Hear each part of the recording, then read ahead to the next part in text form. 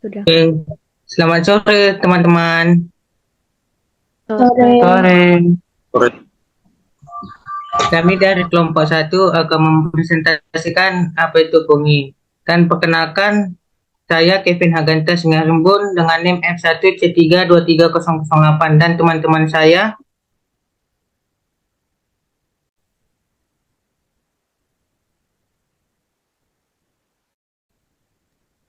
Saya Didik Anugrah dengan NIM 01 dari angkatan 21.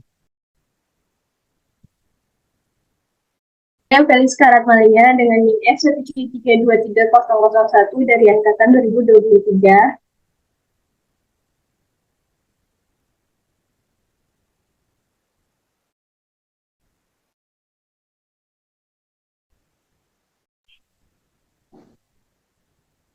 Saya Felisa Aziza dengan NIM F1C323030 dari angkatan 23.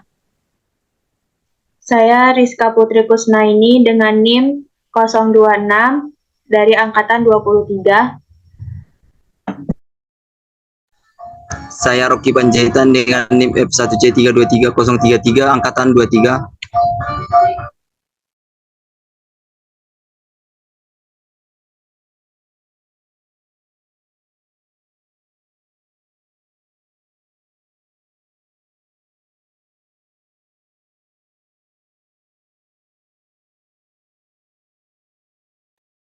Oke, terima kasih teman-teman. Saya lanjutkan dengan pemateri pertama.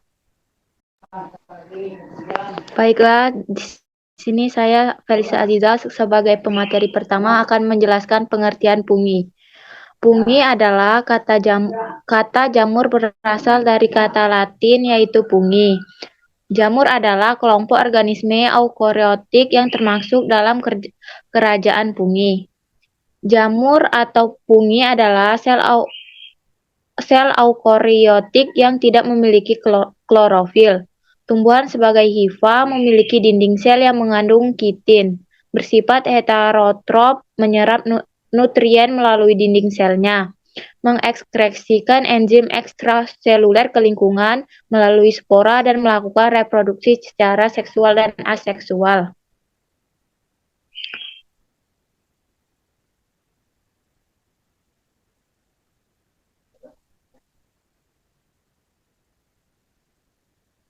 Ciri-ciri dari pungi, pungi memiliki beberapa ciri-ciri yang membedakan dari organisme lain. Yang pertama, struktur tubuh. Pungi memiliki struktur tubuh yang unik yang terdiri dari benang-benang tipis yang disebut hifa. Kumpulan hifa membentuk miselium yang merupakan bagian yang terlihat dari pungi. Dinding sel pungi Yang kedua, dinding sel. Dinding sel pungi memiliki dinding sel yang terbuat dari zat yang disebut kitin. Kitin memberikan kekuatan dan kekuatan pada dinding sel pungi. Yang ketiga, pungi bersifat sporofik atau prastifik. Banyak pungi adalah sporofit, yang berarti mereka mendapatkan nutrisi dengan mengurangi bahan organik mati. Namun beberapa fungi juga bersifat parasitik, hidup sebagai patagon pada tumbuhan atau hewan. Yang keempat, heterotrof. Fungi adalah organisme heterotrof yang berarti mereka tidak dapat membuat makanan sendiri melalui nutrisi dengan mengurangi bahan organik dari sumber makanan mereka. Yang kelima, habitat. Pungi dapat ditemukan dari berbagai habitat, termasuk tanah, air, udara, dan bahkan di dalam tubuh organisme lain. Mereka dapat hidup sebagai organisme bebas atau membentuk hubungan simbiotik dengan organisme lain seperti dalam hubungan mutualisme dengan akar tanaman.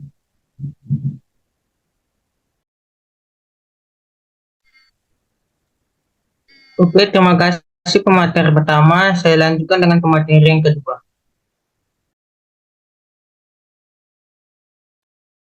Baik, di sini saya akan menjelaskan mengenai perkembangbiakan fungi atau jamur. Fungi itu melakukan reproduksi dengan dua cara. Yang pertama itu aseksual, kemudian yang kedua adalah seksual. Reproduksi secara aseksual itu dilakukan dengan membelah diri untuk menghasilkan spora dan kuncup. Kemudian juga untuk menghasilkan fragmentasi. Nah, fragmentasi itu adalah proses perkembangbiakan dengan cara membelah diri menjadi dua atau lebih. Nah, pada jamur, fragmentasi ini terjadi ketika hifa atau benang jamur itu membelah diri menjadi beberapa bagian yang kemudian tumbuh menjadi individu baru. Kemudian yang kedua, reproduksi secara seksual. Pada jamur, reproduksi secara seksual terjadi lewat kontak konjugasi serta kontak gametanium. Kontak ini dilakukan jamur dengan mencari dua jenis yang sesuai. Supaya reproduksi terjadi, maka jamur harus mempunyai alat yang dinamakan spora. Dan spora ini terdiri dari zigospora, askospora, dan basidiospora. Zigospora ini dihasilkan dari dua hifa yang sesuai. Kemudian askospora dihasilkan pada askus seperti yang ada pada seluruh jamur Ascomycota. Kemudian yang terakhir basidiospora adalah spora yang diproduksi oleh sel basidium. Kemudian sesudah mempunyai spora, maka jamur akan bisa berkembang biak. Nah, prosesnya yang pertama, jamur itu akan mengontak gametanium dengan menyatukan hifa yang berjenis beda. Nah, kontak ini akan berlangsung dalam 3 tahap. Tahap yang pertama itu plasmogami, yaitu tahap penyatuan dua protoplasma. Kemudian tahap yang kedua adalah kaniogami, yaitu tahap penyatuan dua inti. Dan yang terakhir adalah tahap meiosis, yakni tahap dari perubahan kromosom diploid menjadi haploid. Setelah itu, tahap-tahapan tersebut akan dilanjutkan dengan mengontak konjugasi agar kromosom haploid yang sesuai bisa disatukan. Dan akhirnya akan tercipta sel gamet. Baik, saya serahkan kepada moderator. Oke, terima kasih pemateri kedua. Saya akan melanjutkan ke pemateri yang ketiga. Baiklah, di sini saya Feliska akan melanjutkan materi ketiga, di mana saya akan menjelaskan klasifikasi pada fungi. Fungi diklasifikasikan dalam kerajaan fungi yang terdiri dari beberapa divisi atau filum. Berikut adalah klasifikasi umum fungi. Yang pertama ada divisi Chytridiomycota. Divisi ini terdiri dari fungi yang disebut Chytrids. Chytrids adalah fungi yang memiliki tahap hidup yang mirip dengan protista. Dengan hifa yang memiliki flagella, mereka dapat ditemukan di berbagai air dan laut. Yang kedua ada divisi Zygomycota. Divisi ini mencakup fungi yang disebut Zygomycetes. Zygomycetes memiliki siklus hidup yang melibatkan pembentukan struktur khusus yang disebut zigospora. Beberapa contoh Zygomycetes adalah jamur kapal hitam dan jamur roti. Slide selanjutnya. Yang ketiga ada divisi Basidiomycota. Divisi ini mencakup fungi yang disebut Basidiomycetes. Basidiomycetes memiliki struktur reproduksi yang menghasilkan spora dalam struktur yang disebut Basidiospora.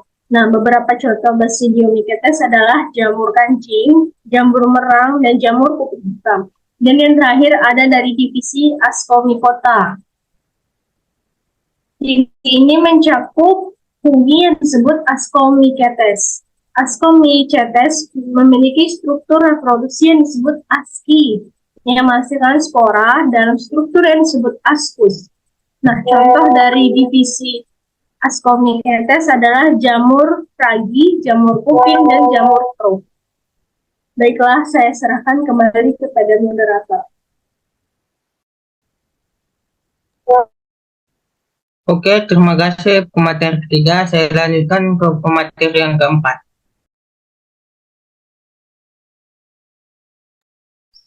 Oke, di sini saya akan menjelaskan manfaat dari fungi atau jamur.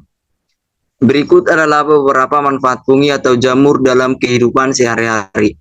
Yang pertama sebagai sumber pangan seperti jamur siake dan jamur tiram.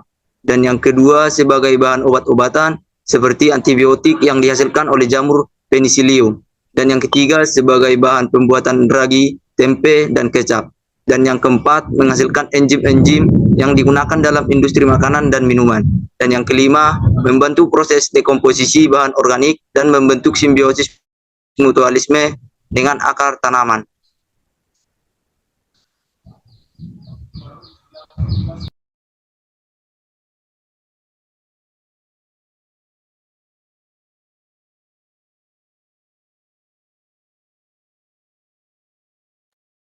Oke, terima kasih pemateri yang keempat. Saya lanjutkan ke pemateri yang kelima. Baiklah, di sini saya akan menyampaikan dampak buruk fungi. Yang pertama, dapat menghasilkan racun yang berbahaya bagi makhluk hidup, yaitu jamur, yaitu dapat mengakibatkan dampak negatif seperti penyakit kanker. Yang kedua, yaitu menjadi hama tumbuhan dan penyakit pada hewan. Yang ketiga, membawa penyakit pada manusia. Yang keempat, dapat menurunkan kualitas makanan dan bahan lainnya. Yang kelima, yaitu dapat mencemar makanan dan juga merusak tumbuhan. Baiklah, saya kembalikan pada moderator.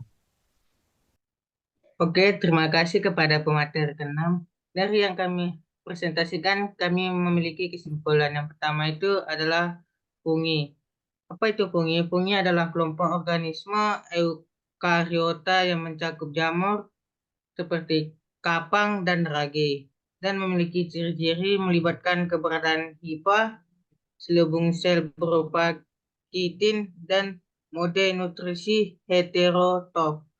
Fungi memiliki reproduksi secara aseksual dan seksual. Aseksual menggunakan spora dan seksual melalui pembentukan sel kelamin khusus yang bergabung untuk membentuk zigot. Fungi terbagi menjadi 5 klasifikasi, yaitu divisi Ascomycota,